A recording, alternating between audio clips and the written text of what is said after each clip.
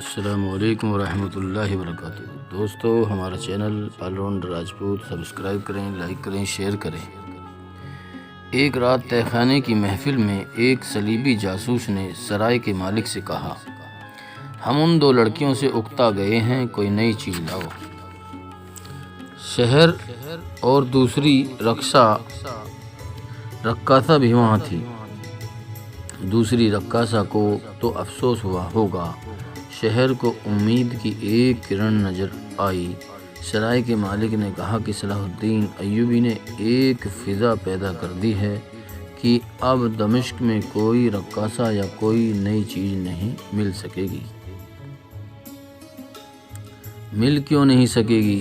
شہر نے کہا، جن ناچنے گانے والیوں کو امیروں کے گھروں سے پکڑ کر آزاد کر دیا گیا تھا وہ ابھی یہی ہیں۔ میری طرح وہ بھی چھپی ہوئی ہیں۔ اگر تم لوگ مجھے 2-3 روز کے لیے باہر جانے دو تو میں انہیں پردہ دار خواتین کے بھیس میں یہاں لے آؤں گی۔ شہر کو اس وقت قابل اعتماد سمجھا گیا تھا۔ انہوں نے اسے اجازت دے دی اور کچھ رقم بھی دے دی۔ صبح ہوئی تو شہر پردے میں باہر نکل گئی۔ 4-5 روز بعد شہر سرائے کے چور دروازے سے 8 مستورات داخل ہوئیں اور سرائے کے مالک کے کمرے میں چلی گئیں۔ مستورات نے برقع نما لبادہ اوڑھ رکھے تھے جن میں ان کے چہرے چھپے ہوئے تھے۔ کمرے میں آ کر سب نے نقاب اٹھا دیے۔ سرائے کے مالک نے آنکھیں مل کر انہیں دیکھا۔ اسے یقین نہیں آ رہا تھا، یہ سب جوان لڑکیاں تھیں اور ایک سے ایک بڑھ کر خوبصورت۔ ان کے ساتھ شہر تھی۔ اس نے بتایا کہ ان میں سے کون کس کے پاس تھی اور یہ بھی بتایا کہ ان کا رقص دیکھ کر اور گانا تو سن کر تم پر مدہوشی طاری ہو جائے گی۔ اس نے کہا، آج رات اپنے تمام دوستوں کو تہہ خانے میں بلا لو۔ سرائے کا مالک پاگلوں کی طرح اٹھ دوڑا۔ وہ اپنے ساتھیوں کو رات تہہ خانے میں آنے کو کہنے لگا۔ شہر لڑکیوں کو دوسری رقاصہ کے پاس لے گئی۔ وہ رقاصہ انہیں دیکھ کر حیران ہوئی کہ وہ ان میں سے کسی کو بھی نہیں جانتی تھی۔ اس رقاصہ نے ایک لڑکی کے ساتھ اپنی مخصوص اصطلاحوں میں بات کی تو وہ لڑکی ذرا جھنپ گئی۔ شہر نے اسے کہا، یہ ڈری ہوئی ہیں، میں انہیں زمین کے نیچے سے نکال کر لائی ہوں۔ رات کو ان کا فن دیکھ کر تم سمجھ جاؤ گی کہ وہ کون ہیں اور کہاں سے آئی ہیں۔ وہ رقاصہ مطمئن نہ ہوئی۔ اسے کچھ شک ہوتا یا نہ ہوتا، اسے یہ افسوس ضرور تھا کہ ان لڑکیوں کے سامنے اس کی قدر و قیمت ختم ہو گئی ہے۔ اس نے شہر کو اپنے کمرے میں لے جا کر کہا، معلوم ہوتا ہے تمہارا دماغ خراب ہو گیا ہے۔ یہ نئی لڑکیاں ہیں جو خوبصورت بھی ہیں، ان کے مقابلے میں ہم دونوں بہت پرانی نظر آئیں گی۔ ہماری قیمت اتنی گر جائے گی کہ وہ لوگ ہمیں پرانے سامان کی طرح اٹھا کر باہر پھینک دیں گے۔ تم انہیں کہاں سے لے آئی ہو؟ کیوں لے آئی ہو؟ تم نے بہت بڑی غلطی کی ہے۔ میں دراصل اپنی مشقت کم کرنا چاہتی ہوں۔ شہر نے جواب دیا، ان کے آ جانے سے ہم دونوں کا کام کم ہو جائے گا۔ دوسری رقاصہ اس کی یہ دلیل نہیں مان رہی تھی جس کے وہ اسے مطمئن کرتی۔ دونوں میں تکرار ہو گئی۔ دوسری رقاصہ غصے میں آ گئی اور بولی، میں سرائے کے مالک سے کہوں گی کہ یہ لڑکیاں ناچنے والی نہیں، یہ عصمت فروش لڑکیاں ہیں جنہیں اس نازک جگہ نہیں آنا چاہیے تھا، کیونکہ یہ تہہ خانے کے راز کو خطرے میں ڈال سکتی ہیں۔ ان نوجوان لڑکیوں کا یہ بھروسہ یہ رقاصہ بہت تجربے کار اور چالاک تھی۔ اس نے شہر کی زبان بند کر دی، پھر بھی شہر اس کی بات نہیں مان رہی تھی۔ اس رقاصہ نے آخر یہ دھمکی دی، اگر تم انہیں یہاں سے چلتا نہیں کرو گی تو میں یہاں آنے والوں کو یہ کہہ کر یہاں آنے سے روک دوں گی کہ تم انہیں گرفتار کرانے کے لیے ان لڑکیوں کا جال پھیلا رہی ہو۔ شہر پریشان ہو گئی۔ دوسری رقاصہ غصے سے میں باہر جانے کو اٹھی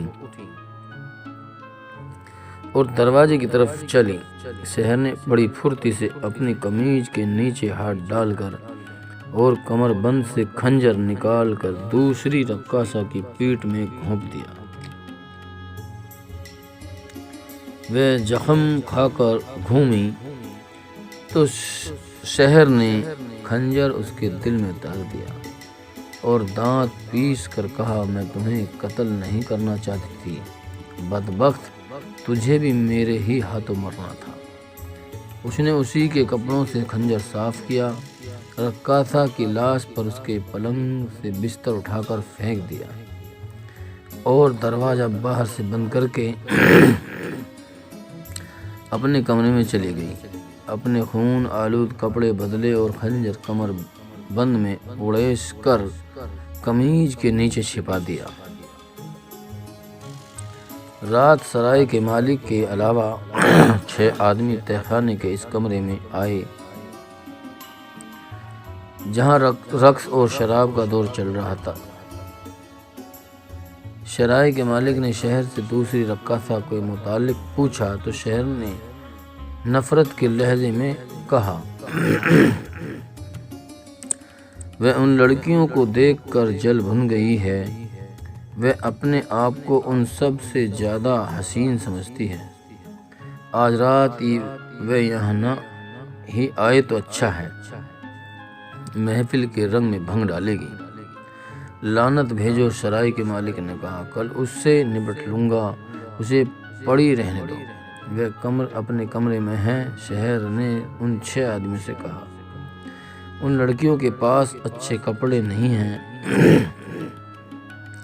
ان کا لباس تم سب کے ذمے ہے، آج رات وہ جن کپڑوں میں ہیں انہی میں تمہارے سامنے آئیں گی۔ انہوں نے جب لڑکیوں کو دیکھا تو بھول ہی گئے کہ انہوں نے کیسے کپڑے پہن رکھے ہیں۔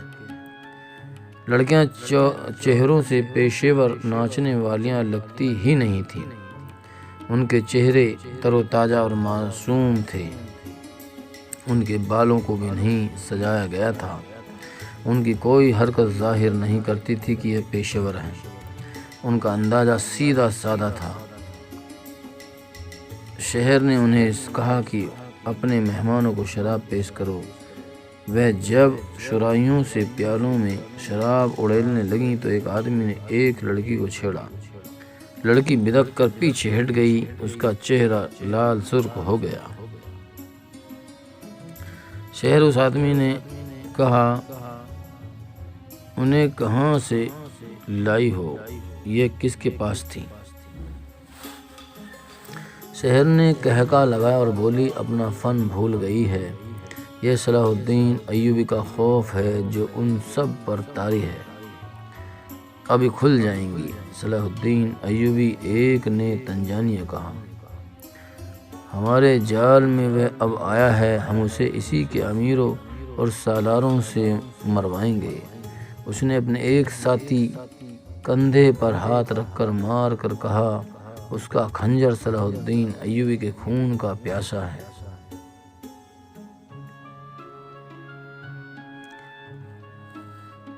جانتی ہو نا اسے، یہ حسن بن صبا کی امت سے ہے۔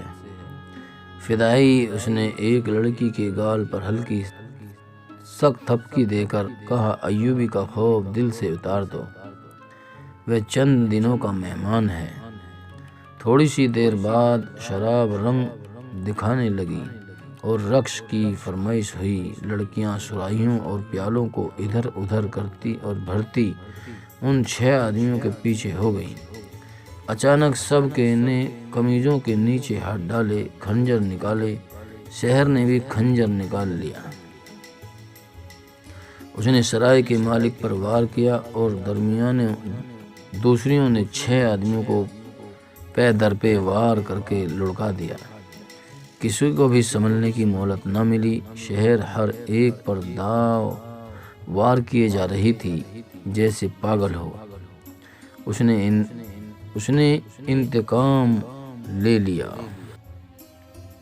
یہ لڑکیاں شریف گھرانے کی بیٹیاں تھیں جو سلطان صلاح الدین ایوبی کے پاس عرضداشت لے کر آئی تھیں کہ مردوں کے بدوش لڑنا چاہتی ہیں۔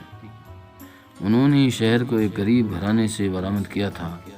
اس نے سب لڑکیوں کو جنگی پیمانے پر کام کرتے دیکھا تو اسے سرائے کے مالک کا خیال آ گیا تھا۔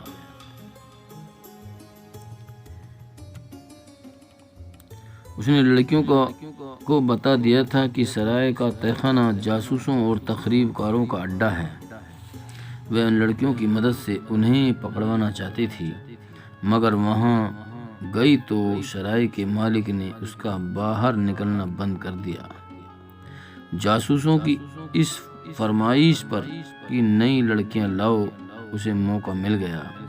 اسے نئی لڑکیاں لانے کی اجازت مل گئی۔ اس نے ان لڑکیوں سے ذکر کیا اور کہا کہ وہ نئی لڑکیاں بن کر چلیں اور ان آدمیوں کو ختم کیا جائے۔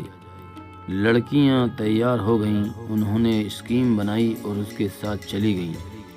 انہوں نے یہ سوچا ہی نہیں کہ ان آدمیوں کو اپنے جال میں پھانس کر گرفتار کرایا جائے۔ اگر انہیں گرفتار کرایا جاتا تو ان سے بڑی قیمتی معلومات حاصل کی جا سکتی تھی اور ان کی نشاندہی کروا کر ان کے کئی اور ساتھی پکڑوائے جا سکتے تھے۔ مگر لڑکیاں جوشیلی اور جذباتی تھیں۔ وہ اتنا ہی جانتی تھیں کہ دشمن کو ہلاک کیا جاتا ہے۔ وہ اپنے جذبہ جہاد کو تسکین کرنا چاہتی تھیں اور شہر کا سینہ جذبے انتقام سے پھٹ رہا تھا۔ وہ انہیں اپنے ہاتھوں سے قتل کرنے کو بیتاب تھی۔ اس نے دوسری رقاصہ کو اسی لیے قتل کیا تھا کہ ان لڑکیوں کی اصلیت بے نقاب ہونے کا خطرہ پیدا ہو گیا تھا۔ ان کی اصلیت تو بے نقاب ہو ہی چکی تھی۔ انہیں اس قسم کی غلطی محفل کے طور طریقوں اور شراب پلانے کے انداز سے واقفیت ہی نہیں تھی۔ انہوں نے بار وقت خنجر نکال لیے اور اپنے مقصد میں کامیاب ہو گئی۔ وہ سب چور دروازے سے نکلیں اور اپنے ٹھکانے پر پہنچ گئیں۔ ان کی رپورٹ پر کچھ دیر بعد فوج نے سرائے پر چھاپا مارا اور تہہ خانے میں گئے۔ وہاں لاشیں پڑی تھیں۔ تہہ خانے کے کمروں کی تلاشی لی گئی۔ ایک کمرے سے دوسری رقاصہ کی لاش برآمد ہوئی اور سرائے کے مالک کے کمرے سے ایک خوبصورت ثبوت ملے اور یہ لوگ جاسوس اور تخریب کار تھے۔ مگر آنے والا وقت سلطان صلاح الدین ایوبی اور سلطنت اسلامیہ کے لیے تاریخ کے سب سے بڑے خطرے لا رہا تھا،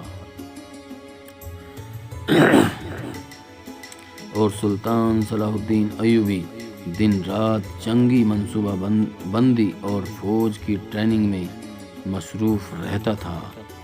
دوستو، ہمارا channel all round Rajput subscribe کریں، لائک کریں، شیئر کریں۔